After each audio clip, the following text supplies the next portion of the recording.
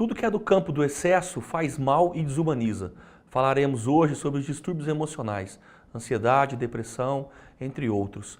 Comigo hoje, o psicólogo psicanalista Antônio César Peron e também professor da Unifacef e da Universidade de Franca. Esse é o seu Saúde na TV.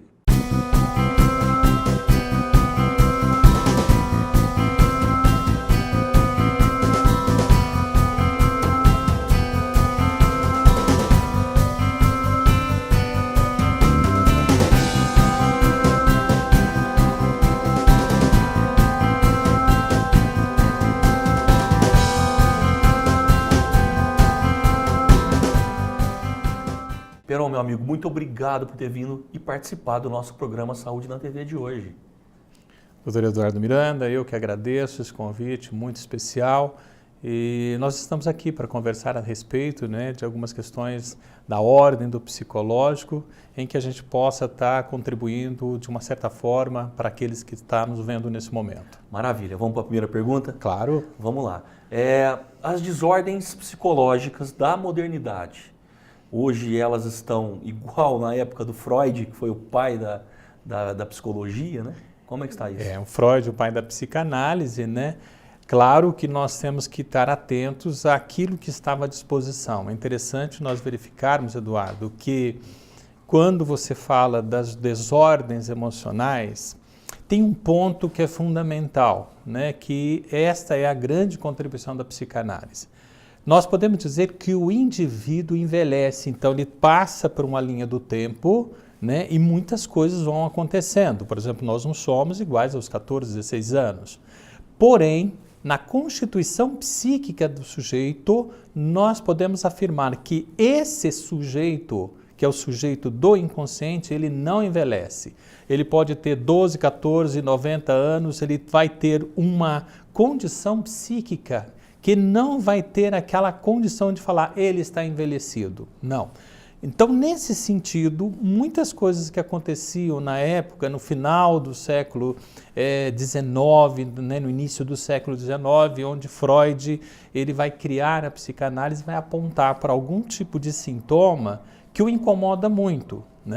Incomoda no sentido assim que nem a medicina, nem a sociologia, nem a psicologia podia dar uma resposta.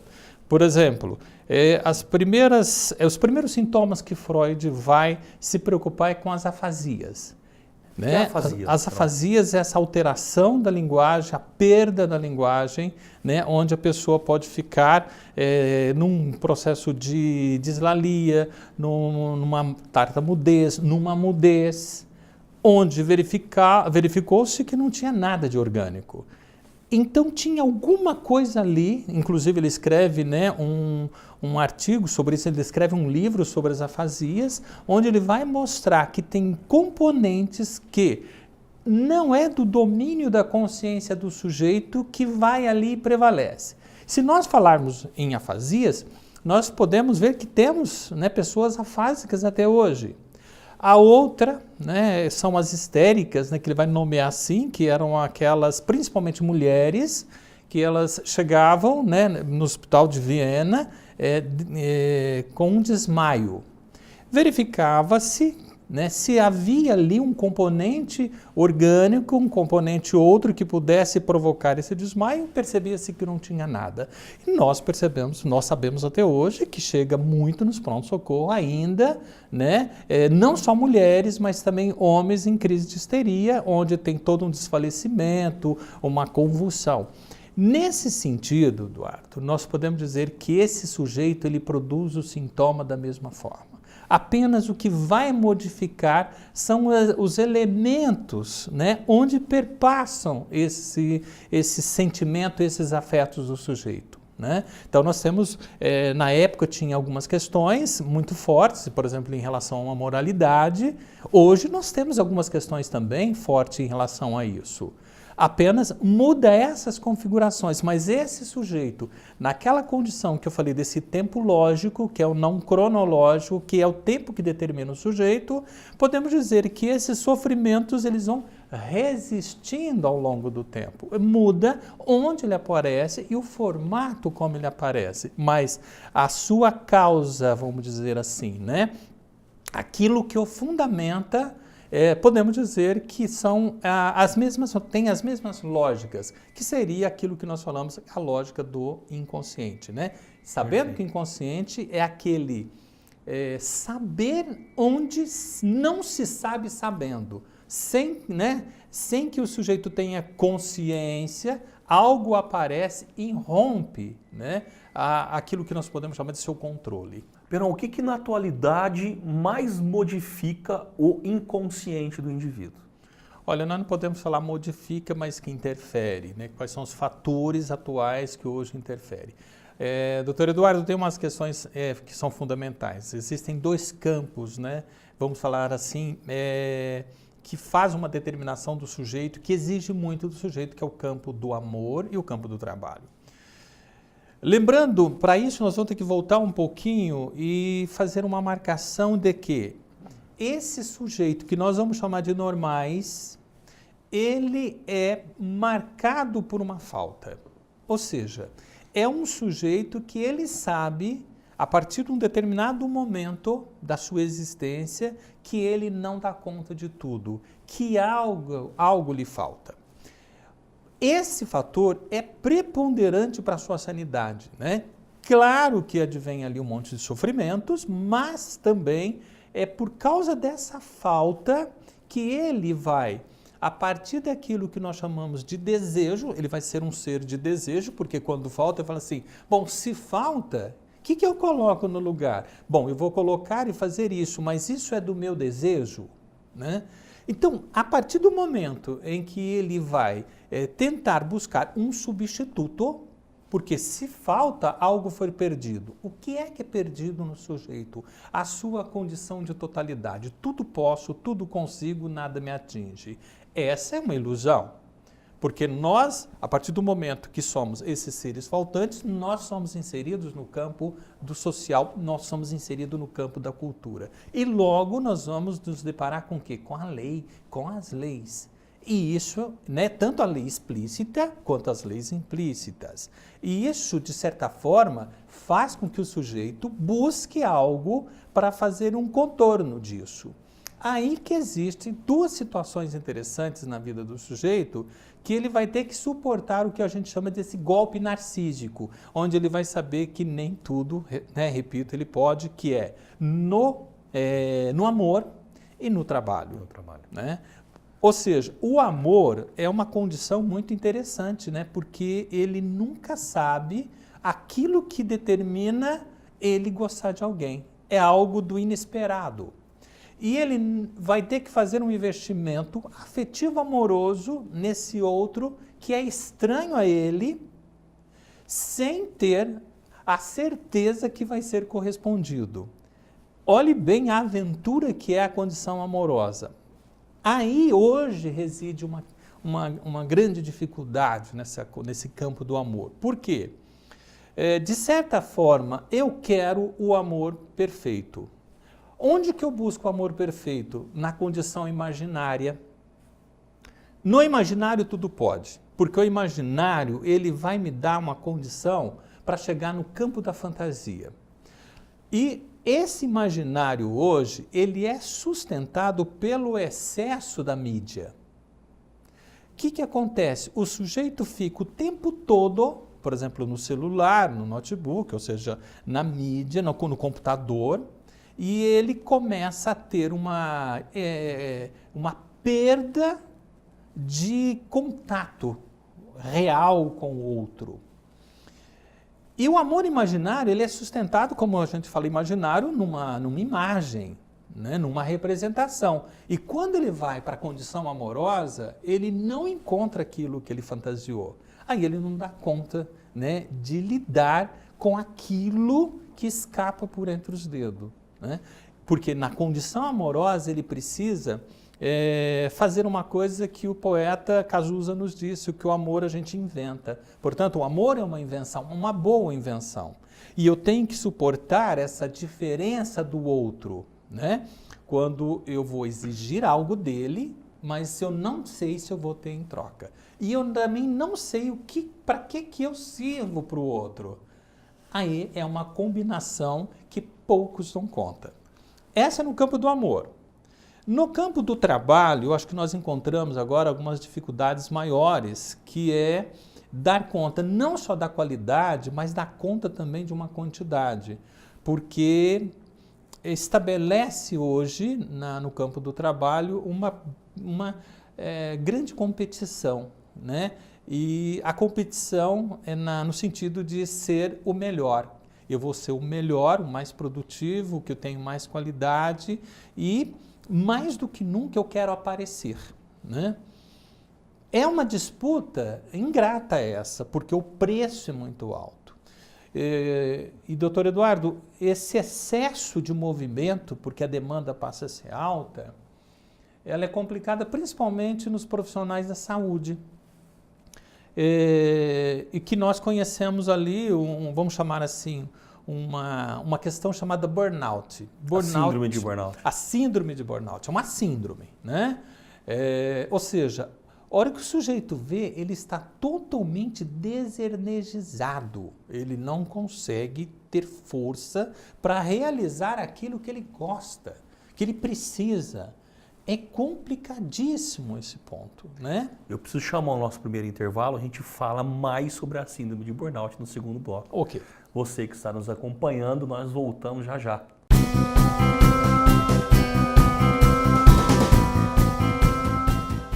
Nos dias atuais, é de suma importância ter um parceiro econômico para a nossa vida diária. Ter uma instituição financeira próxima de nós, que nos apoie, nos respeite e que tenha como meta nossa prosperidade. Esta é a premissa da Sicoob Cred Mogiana. Os associados da Cred Mogiana contam com a qualidade e agilidade no atendimento especializado de inúmeros empreendimentos como conta corrente, conta bancária, aplicações, captação financeira, além de outros serviços. E mais, a Cred Mogiana, dentre seus vários diferenciais, oferece baixas taxas de juros em relação às outras instituições financeiras. Uma história de responsabilidade e credibilidade, edificada nos últimos 25 anos.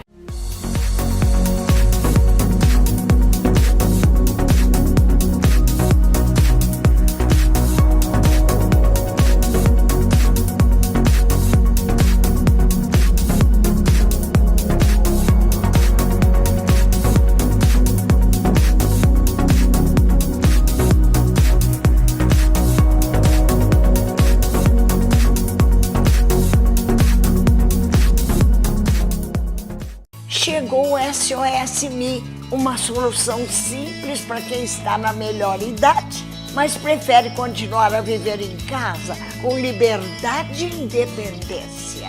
Através de um simples toque, você aciona a central de atendimento, que imediatamente notifica pessoas pré-selecionadas a responder à emergência. SOS Me, ligue 0800 943 3112 ou acesse o site. Você tem dor nas costas? No quadril? Ou nos joelhos? No ITC Vertebral e no Instituto Trata, personalizamos o tratamento para as dores de cada paciente, oferecendo o que há de melhor na fisioterapia praticada nos principais centros de reabilitação do mundo, trazendo inovação, alta tecnologia, eficiência, menos dor e mais movimento com qualidade de vida. Agende uma consulta.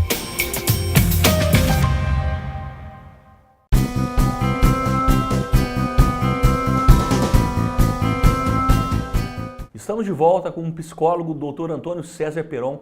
Nós vamos falar um pouquinho agora sobre a síndrome de burnout. Doutor, continuando o nosso papo, né? A síndrome de burnout atinge mais profissionais na área da saúde, né? Exatamente, né? Ela foi, inclusive, né, o americano, né, que gosta de fazer essas designações, que depois a gente pode conversar um pouquinho, que o excesso dela é perigoso, né, que tira uma condição de normalidade do sujeito, mas a síndrome de burnout, né, que é essa chama que se apaga, né, vem principalmente detectado no primeiro momento desses profissionais, especialmente da área da saúde. E confunde-se, todo sintoma, num primeiro momento, ele confunde-se. Principalmente quando você tem queixas subjetivas, né? E a síndrome de burnout tem uma questão de fadiga, uma sensação de desespero, de angústia, de não ter força, de ter fobia, às vezes, pelo trabalho, e faz necessário, o doutor Eduardo, não só um acompanhamento psicoterapêutico, psicanalítico, mas também medicamentoso, né? Então, às vezes, essa síndrome ela é confundida, por exemplo, com a depressão, né? Ah, o sujeito está deprimido e tal. Inclusive, é um problema sério os diagnósticos que nós temos, né?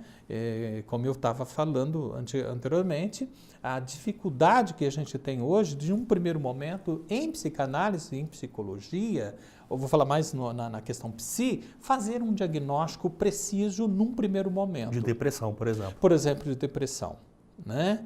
Então, é muito interessante verificar a intensidade, a continuidade desses sintomas e aí a pessoa procurar uma ajuda, né? Claro que não seria somente dos profissionais da área da saúde, mas todos os profissionais, quando ele percebe que ele cai o rendimento, ele tem uma irritabilidade maior, ele levanta e não quer ir trabalhar, na noite anterior ele perde o sono só de imaginar que ele tem que ir para o trabalho.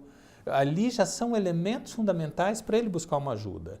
E eu acho que a partir do momento que ele busca ajuda, ele consegue diagnosticar, como eu falei, mais adequadamente, e um bom diagnóstico, né, tem, assim, um bom tratamento. Doutor, falar que todas essas síndromes psíquicas, elas se originam, ou pelo menos têm uma base ansiosa ou depressiva, eu estaria correto fazendo esse tipo de afirmação? Toda não, né?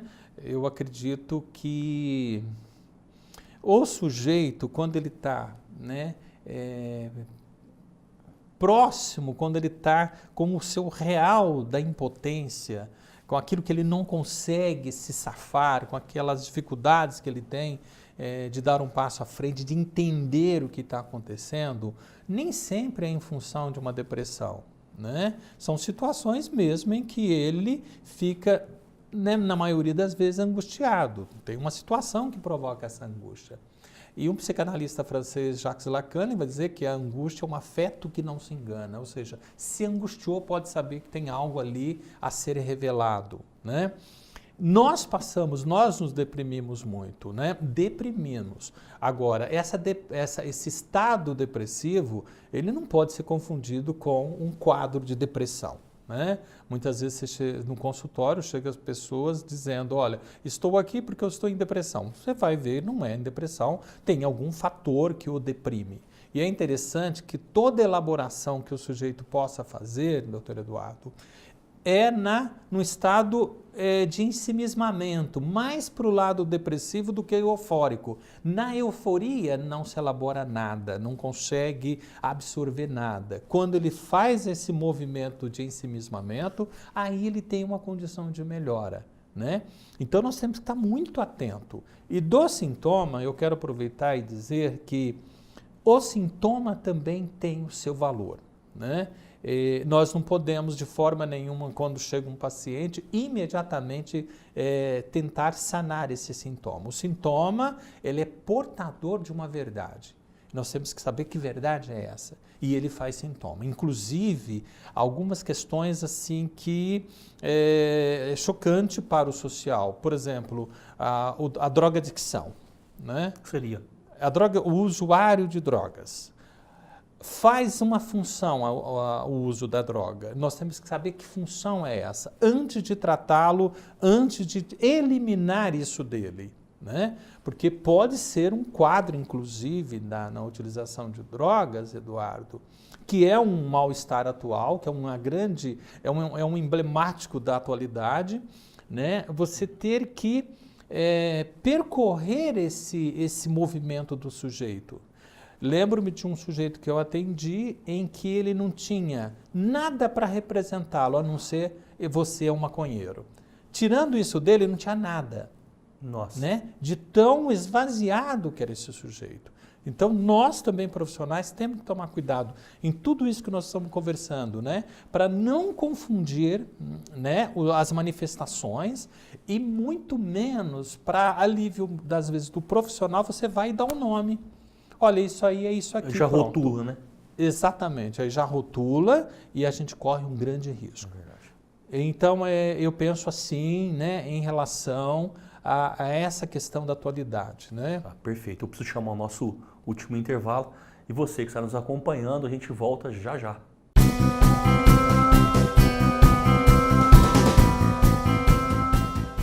Nos dias atuais, é de suma importância ter um parceiro econômico para a nossa vida diária. Ter uma instituição financeira próxima de nós, que nos apoie, nos respeite e que tenha como meta nossa prosperidade. Esta é a premissa da Sicoob Cred Mogiana. Os associados da Cred Mogiana contam com a qualidade e agilidade no atendimento especializado de inúmeros empreendimentos como conta corrente, conta bancária, aplicações, captação financeira, além de outros serviços. E mais, a Cred Mogiana, dentre seus vários diferenciais, oferece baixas taxas de juros em relação às outras instituições financeiras. Uma história de responsabilidade e credibilidade, edificada nos últimos 25 anos.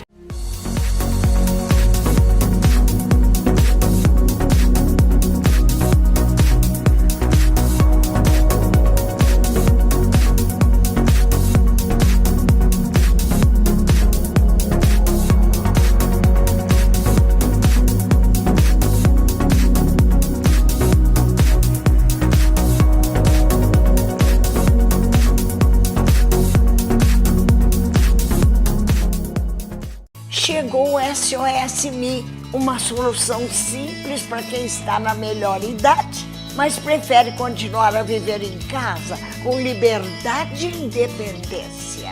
Através de um simples toque, você aciona a central de atendimento, que imediatamente notifica pessoas pré-selecionadas a responder à emergência.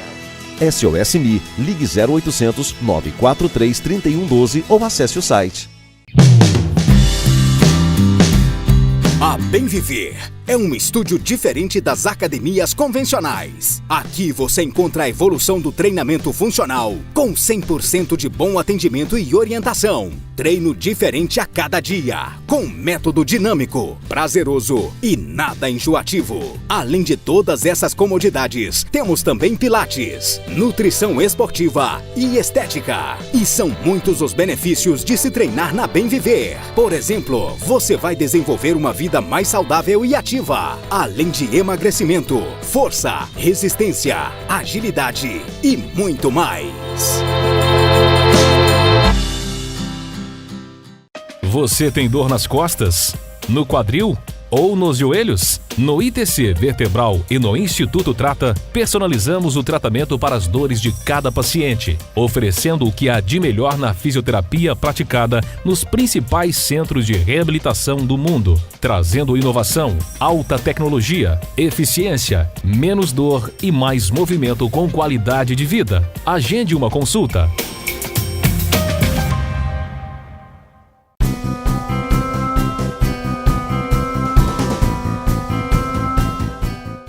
Estamos de volta com a nossa entrevista de hoje com o Dr. Peron. Peron, esse cuidado do rótulo diagnóstico, o que isso significa?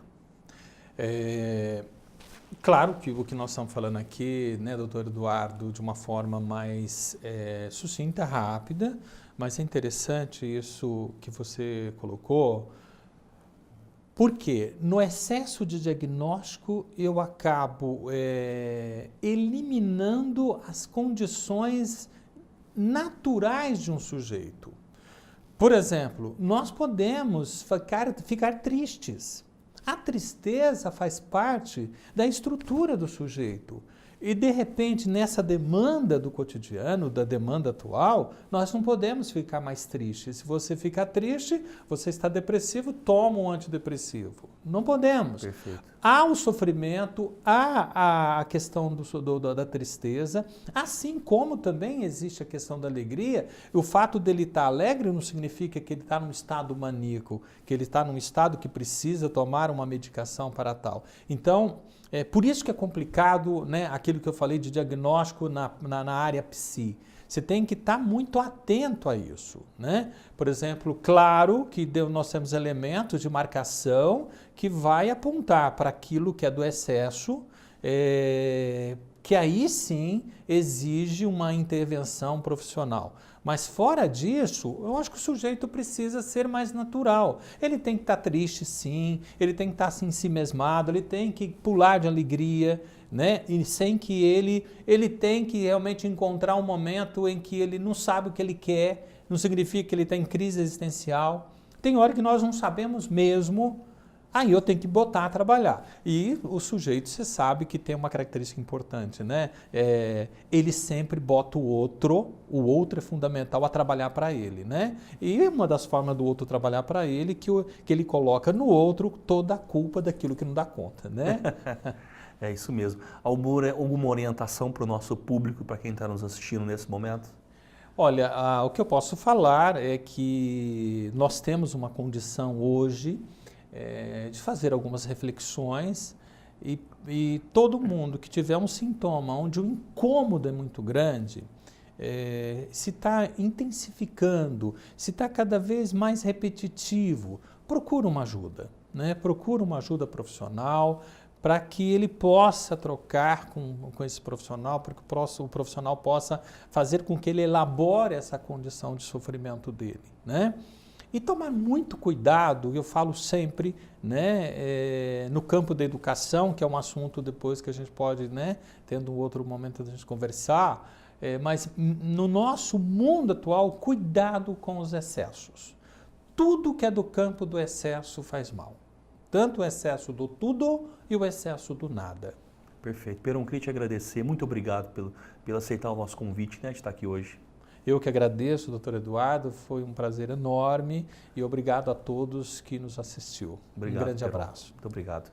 Queria também agradecer a você que esteve conosco durante toda a entrevista. Continue nos acompanhando nas redes sociais, especialmente aqui no Facebook, Saúde na TV Franca. Obrigado, pessoal. Até a próxima.